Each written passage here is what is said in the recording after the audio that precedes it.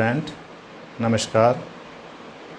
मैं मदन गोपाल आज acid base and salt के एक्सरसाइज जो क्वेश्चन हैं एनसीईआरटी के या ब्लू लाइन वाले हैं उनके बारे में आज बात करेंगे।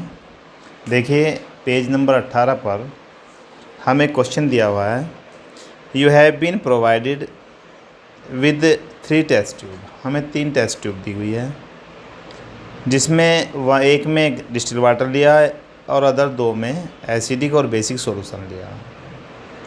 If you are given only red litmus paper, how will you identify the contents of each test tube.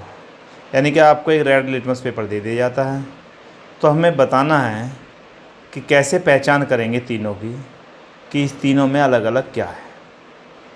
भाई बहुत अच्छी तरह से मैंने शुरू में स्टार्टिंग में जब चैप्टर पढ़ाया, जिसने अभी तक चैप्टर नहीं किया है पहले चैप्टर को अच्छी तरह पढ़िए, फिर आप क्वेश्चन को करिए। तो मैंने उसमें बताया था कि जब रेड लिटमस पेपर को बेस के साथ क्या करता है, ब्लू बना देता है। इसी बात का हम बेनिफिट लेते हुए इस क्वेश्चन को करेंगे। हम इसमें से कुछ ड्रॉप लेंगे प्रत्येक टेस्ट ट्यूब से, और red colour become light in the test tube containing water. अगर रेड कलर कुछ लाइट हो जाता है तो पक्का उसमें वाटर है, और अगर कलर ब्लू में चेंज हो जाता है तो बेसिक सॉल्यूशन है। और red colour will become dark and the test tube containing acidic. यानी कि रेड कलर जो का तो रेड ही रहता है या और भी डार्क हो जाता है तो वह एसिडिक है। आपको क्लियर समझ में आ गया होगा। अगर हम रेड लिटमस सॉल्यूशन पर हमने क्या करा, एक बूंद ड्रॉप करके पानी डाल दिया तो कुछ हल्का हो गया, लाइट हो गया, क्योंकि पानी मिलाने से सॉल्यूशन हल्का हो जाता है, लाइट हो जाता है, तो इसका मतलब वाटर है। और अगर ब्लू में चेंज हो गया तो इसका मीन्स क्या है, वो बेस है। और यदि डार्क हो गया या बिल्कुल रेड ही रहा तो क्या है भाई, वो है एसिड। आगे question number page number 22, question number 1, why should curd and sour substance not be kept in the brass और कॉपर वेसल। हम एसिड को या कर्ड को या श्योर सब्सटेंस को कॉपर वेसल और ब्रास के बर्तन में क्यों नहीं रखते हैं। भाई सीधी सी बात है, curd and sour substance contain acid. जितने भी श्योर सब्सटेंस होते हैं या कर्ड होती है उनमें एसिड्स होते हैं। जब हम इसे कॉपर वेसल्स में ले जाएं, कॉपर वेसल्स के साथ जाएगा तो या ब्रास के साथ जाएगा तो टॉक्सिक कंपाउंड बना देगा। टॉक्सिक माने जहरीले, जो हमारे हेल्थ के लिए हार्मफुल होते हैं। इसलिए हमें श्योर सब्सटेंस और कर्ड को कॉपर और ब्रास वेसल्स में नहीं रखनी चाहिए। Question number 2, which gas is usually liberate when an acid react with metal? Illustrate each with example. How will you test for the presence of this gas? हमें यहाँ पर 2 या 3 क्वेश्चन बन गए हैं। जैसे कि सबसे पहले इसने पूछा है, जब मेटल एसिड के साथ रिएक्ट करेगी तो कौन सी गैस बनेगी। मैंने बताया था कि मेटल रिएक्ट विद एसिड या बेस रिएक्ट विद एसिड तो सॉल्ट बनता है और हाइड्रोजन गैस बनती है। फर्स्ट आंसर आपका आ गया हाइड्रोजन गैस। सेकंड नंबर पर इसने कहा है कि एग्जाम्पल दीजिए। चलो भैया हम एक एग्जाम्पल देते हैं। हम कुछ जिंक गार्नेल्स ले लेते हैं Zn, उसके साथ HCl मिला देते हैं, और HCl मिलाने पर क्या होगा, ये जिंक क्लोराइड बन जाएगा, एक सॉल्ट बन जाएगा और हाइड्रोजन गैस बन जाएगी। तो यहाँ पर हमें क्या मिल जाती है, हाइड्रोजन गैस। अब बात आती है हाइड्रोजन गैस को हम कैसे इसकी टेस्टिंग करेंगे। तो हाइड्रोजन गैस में एक टेस्ट ट्यूब है जिसमें मैंने जिंक गार्नेल्स डाला, और जिंक गार्नेल्स डालकर एक कॉर्क लगा दी, उसमें डिलीवरी ट्यूब लगा दी, और डिलीवरी उससे हम टेस्ट ट्यूब जो लगाई वो कहाँ पे चली गई, सोपी सॉल्यूशन, साबुन का पानी बना लिया। जब हाइड्रोजन गैस उसमें जाएगी तो उसमें बबल्स उठने शुरू हो जाएंगे, और बबल्स को जब हम बर्निंग कैंडल के पास जाएंगे, ऊपर बर्निंग कैंडल कर देंगे तो पॉप साउंड के साथ, भव भव के साथ जलेगी। तो हम समझ जाएंगे कि भाई ये हाइड्रोजन गैस है। आगे क्वेश्चन आता है, which gas is usually liberate when acid react with metal. Illustrate, ये तो हो गया हमारा। अब आगे आता है question, metal compound ray react with dilute hydrochloric acid to produce affluence.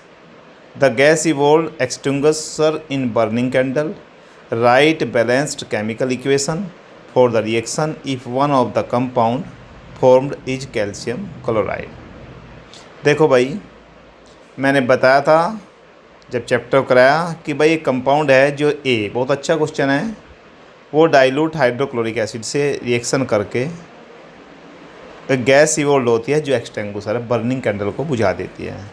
तो भाई हमें बिल्कुल क्लियर है, बर्निंग कैंडल को बुझाने वाली ऑक्सीजन तो है नहीं, तो CO2 गैस ना, हाइड्रोजन है। तो कौन सी, हाइड्रोजन तो पॉप साउंड के साथ चलती है, तो कौन सी गैस है वो CO2। अब हम याद करें कि किसके साथ हमने एसिड की रिएक्शन की थी जब हमें CO2 गैस मिली थी। तो मैंने बताया था मेटल कार्बोनेट या मेटल हाइड्रोजन कार्बोनेट को एसिड के साथ रिएक्ट कराते हैं तो क्या बन जाता है भैया, CO2 गैस निकलती है। तो उस कंपाउंड का नाम बताना था, उस कंपाउंड का नाम है CaCO3। अब हमने CaCO3 की अगर HCl के साथ रिएक्शन कराएं तो रिएक्शन कराने पर हमें एक तो मिल जाएगा मेटल कंपाउंड CaCO3 था, HCl के साथ रिएक्शन कराई तो CaCl2 मिल जाएगा। बहुत अच्छी बात है, एक सॉल्ट मिल गया। H2O वाटर मिल जाएगा और भैया एक हमें मिल जाएगा CO2 गैस। वो CO2 गैस, जब CO2 गैस को हम कैंडल के पास वो करेंगे तो उसको ये क्या कर देगा, एक्सटिंग्विश कर देगा, बुझा देगा। तो इस तरह से पेज नंबर 22 पर जो भी क्वेश्चन थे हमारे हो गए। अब हम नेक्स्ट पेज 25 पेज पर देखते हैं क्वेश्चन। 25 पेज पर आगे क्वेश्चन देखते हैं। पेज नंबर 25 पर फर्स्ट क्वेश्चन देखते हैं, why do HCl HNO3 show acidic character in aqua solution. Right solution of the compounds like alcohol and glucose do not show acidic character. भैया compound हमने लिया HCl HNO3, यानी कि HCl क्या है, एसिड है, हाइड्रोक्लोरिक एसिड। HNO3 क्या है, नाइट्रिक एसिड। अब HCl और HNO3 कंपाउंड दोनों के दोनों क्या करते हैं, H+ ion in aqua solution, यानी कि HCl and HNO3 release H+ ion in aqua solution, therefore they show acidic character. इसलिए यानी कि ये शो करते हैं एसिडिक कैरेक्टर। ठीक है, आगे कहा है इसने, right solution of compound like alcohol and glucose do not show acidic. अब जैसे कि while compound like alcohol and glucose do not release hydrogen ion. अब हम अगर बात करें अल्कोहल एंड ग्लूकोज की, दोनों हाइड्रोजन आयन रिलीज नहीं करते हैं, therefore they do not show acidic character. भाई सीधी सी बात है, H+ आयन देने वाला एसिडिक कैरेक्टर को शो करता है और जो H+ आयन नहीं देता वो एसिडिक कैरेक्टर को शो नहीं करता। हमारा क्वेश्चन नंबर फर्स्ट हो गया। क्वेश्चन नंबर सेकंड की बात करें तो सेकंड क्वेश्चन है, why does an aqueous solution of N acid conduct electricity. Very important question, बहुत अच्छा क्वेश्चन है। Aqueous solution of acid, acid का एक्वस सॉल्यूशन हमने बना लिया और वो कंडक्ट इलेक्ट्रिसिटी क्यों करता है। इलेक्ट्रिसिटी इज कंडक्ट इन इस सॉल्यूशन बाय आयन। इलेक्ट्रिसिटी को कंडक्ट मीन्स चलने के लिए, एक स्थान से दूसरे प्लेस पर जाने के लिए इलेक्ट्रिसिटी को आयन्स की आवश्यकता होती है और एसिड में रिलीज होते हैं हाइड्रोजन आयन। तो ion in solution so it conduct electricity, इसलिए एसिड में क्या होती है, इलेक्ट्रिसिटी कंडक्ट हो जाती है। किसके कारण हुई? हाइड्रोजन आयन की। और आयन एक स्थान से दूसरे स्थान पर इलेक्ट्रिसिटी को ले जाते हैं। आगे नेक्स्ट क्वेश्चन 3 आता है। बहुत आसान क्वेश्चन है। अगर आपने चैप्टर को अच्छे से कर लिया तो सभी क्वेश्चन हो जाएंगे और इनसे MCQ बहुत सारे क्वेश्चन निकलेंगे। आपका क्वेश्चन नंबर 3 है, why does dry HCl gas not change the colour of the dry litmus paper. अगर हम ड्राई HCl गैस ले लें, उसका सॉल्यूशन न बनाएं और लिटमस पेपर पर डालें तो उसका कलर चेंज नहीं करेगा। क्यों? ऐसा क्यों होता है? Dry HCl gas does not release, भाई जब तक उसका एक सॉल्यूशन नहीं बनाएंगे तो हाइड्रोजन आयन रिलीज नहीं होंगे। तो dry HCl gas does not release H+ ion, तो acidic property gas is not important. यानी कि इसने पूछा था कि HCl नॉट चेंज कलर, यानी कि HCl gas, dry HCl gas not change the colour of the dry litmus paper. Dry litmus paper पर अगर डाल करें हम तो उसका कलर चेंज नहीं करेगा जब तक उसका हम सॉल्यूशन नहीं बनाएंगे।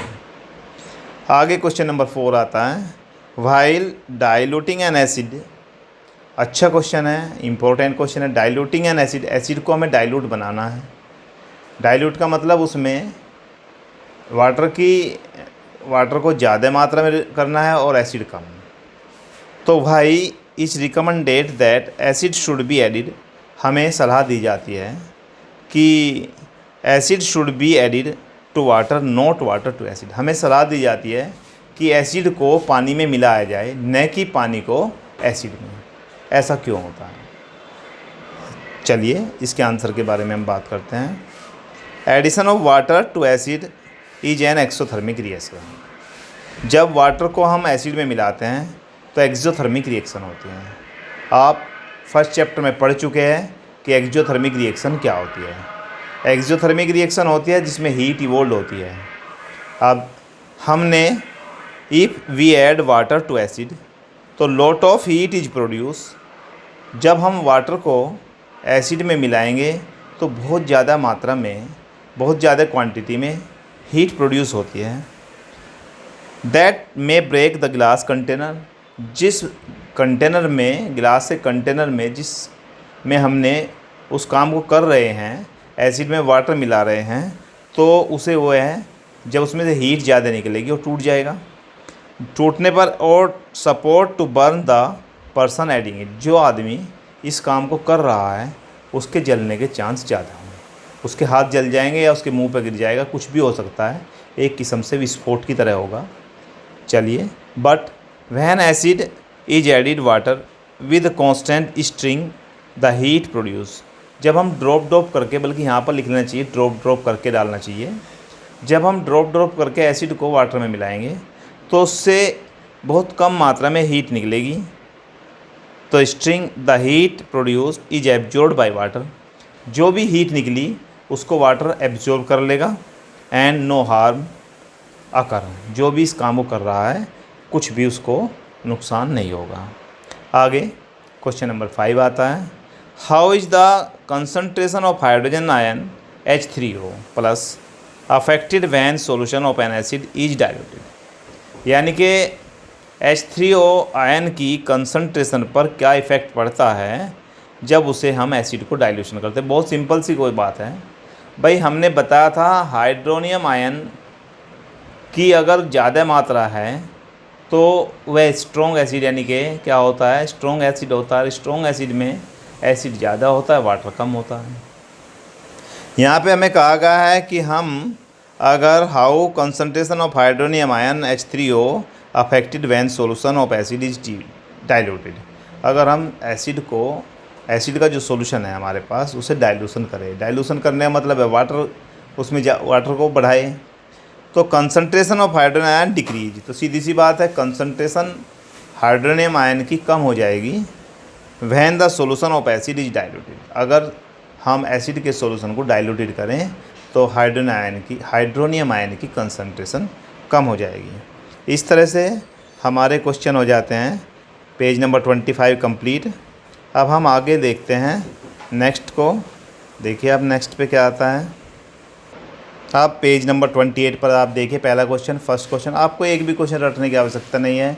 अगर आप आराम चैप्टर को समझ लेंगे, एक एक सारी बातें आपको बताई हुई हैं मैंने। अब यू हैव, फर्स्ट क्वेश्चन देखते हैं, 2 सॉल्यूशन ए एंड बी। हम ए और बी 2 सॉल्यूशन लेते हैं। The pH of solution A is 6 and pH of solution B is 8। Which of solution is more hydrogen ion concentration, which of this is acidic and which is basic. कौन सा acidic है, कौन सा basic. हमें 2 बातें, एक का 2 solution दिए गए, ए और एक बी। एक की pH वैल्यू 6 है और एक की pH वैल्यू 8 है। हमें बताना है कौन से में हाइड्रोजन आयन कंसंट्रेशन मोर है, ज़्यादा है। भाई तुम बिल्कुल समझ जाओगे कि जो एसिडिक होता है उसमें हाइड्रोजन आयन की कंसंट्रेशन ज़्यादा होती है। तो solution A with pH 6 is acidic, यानी कि A has more hydrogen ion concentration as it is acidic in nature. इसकी नेचर कैसी होगी, एसिडिक। तो pH 6 वाला कैसा होगा, एसिडिक। और pH 8 वाला की हाइड्रोजन आयन कंसंट्रेशन कम होगी, तो वह कौन सा होगा, बेसिक। सिंपल क्वेश्चन था। आगे नेक्स्ट क्वेश्चन देखते हैं 2। What does the concentration of H ion have on the nature of the solution, यानी कि व्हाट इफेक्ट, क्या इफेक्ट पड़ेगा, डज द कंसंट्रेशन पर, have the nature of the solution. If the solution has higher concentration of H plus ion तो more acidic in nature. सीधा सीधा सा question था कि कंसंट्रेशन ऑफ H आयन से क्या इफेक्ट पड़ता है।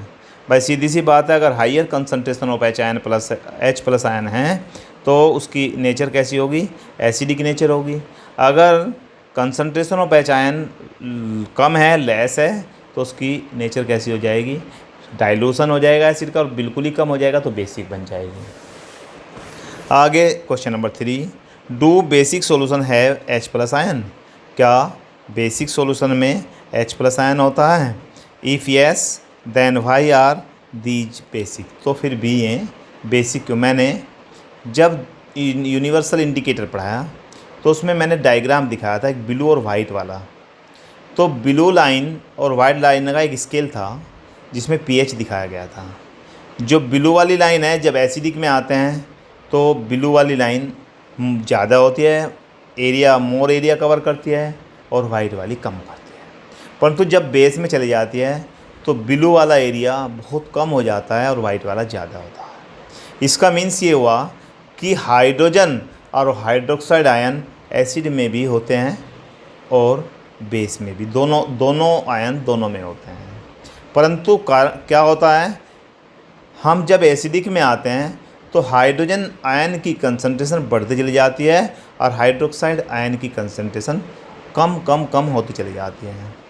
जब हम बेसिक में जाते हैं तो हाइड्रोजन आयन कंसंट्रेशन कम होता चला जाता है और हाइड्रोक्साइड आयन बढ़ता चला जाता है। यही क्वेश्चन था। इफ सॉल्यूशन है, यानी कि इफ यस, यानी कि H प्लस आयन होते हैं किसमें, बेस में भी। कुछ बच्चे एकदम से लिख देते no. Basic solution also have H plus ion but they are basic in nature due to more number of hydroxide ion, क्योंकि इसमें हाइड्रोक्साइड आयन की मात्रा, मान लिया जाए एक कमरे में 20 बच्चे बैठे हैं और 18 बच्चों ने वाइट कलर की शर्ट पहनी हुई है और 2 या ब्लू कलर की शर्ट पहनी हुई है, 2 बच्चों ने वाइट कलर की शर्ट पहनी है, तो हमें ज़्यादा कलर ब्लू दिखाई देगा। इसी तरह से उसका इफ़ेक्ट ख़त्म हो जाएगा। तो यहाँ पर हाइड्रोक्साइड और H प्लस आयन दोनों में थे, परंतु हाइड्रोक्साइड की मात्रा, क्वांटिटी हाइड्रोक्साइड आयन ज़्यादा होने के कारण जो हाइड्रोजन आयन थे वो हमें दिखाई नहीं देंगे या हमें उनका असर, इफ़ेक्ट, कोई प्रभाव नहीं पड़ेगा। आगे क्वेश्चन नंबर 4 आता है। Under what soil condition do you think a farmer would treat the soil of his field with quick lime और सेलेक्ट लाइम और चाक। यानी कि बहुत अच्छा क्वेश्चन है। सोयल कंडीशन, हम सोयल की कंडीशन देखते हैं। Do you think a farmer would treat, जो फार्मर होता है वो सोयल में अपने फील्ड में क्या मिलाता है, क्विक लाइम यानी कैल्शियम ऑक्साइड या सेलेक्ट लाइम, और चाक कैल्शियम कार्बोनेट क्यों मिलाता है, किस कारण मिलाता है, जब अपनी कंडीशन को देखता है मिट्टी की, सोयल की। When soil acidic in nature, जब सोयल की नेचर एसिडिक हो जाती है तो उसमें पैदावार बहुत कम होती है, इसलिए क्या करता है फार्मर ऐड कर देता है इसमें क्विक लाइम। क्विक लाइम यानी कि आप उसमें अगर राख जो होती है एस, जो काऊ डंग होते हैं, काऊ डंग केक, उनसे जला के जो राख बचती है एस, उसको भी मिला देते हैं, उससे भी एसिडिक नेचर ख़त्म हो जाती है। या फिर हम उसमें CaO सेलेक्ट लाइम या CaOH का होल ट्वाइस और चाक CaCO3 मिला देते हैं तो वह क्या हो जाता है, न्यूट्रल हो जाता है, क्योंकि जो हमने उसमें फर्टिलाइज़र्स मिलाए थे सोयल में, उससे वह सोयल एसिडिक मीडियम बन जाता है और वहाँ पर जो उसमें फसल होने वाली है, जो हार्वेस्टिंग होने वाला है, वो कम होता है। तो उसकी एसिडिक मीडियम को न्यूट्रलाइज करने के लिए हम उसमें क्या मिलाते हैं, CaO या CaOH का होल ट्वाइस या CaCO3, जिससे हमारी सोयल न्यूट्रलाइज हो जाती है और न्यूट्रलाइज होने पर हमारी जो हार्वेस्टिंग होती है, अच्छी फसल होती है।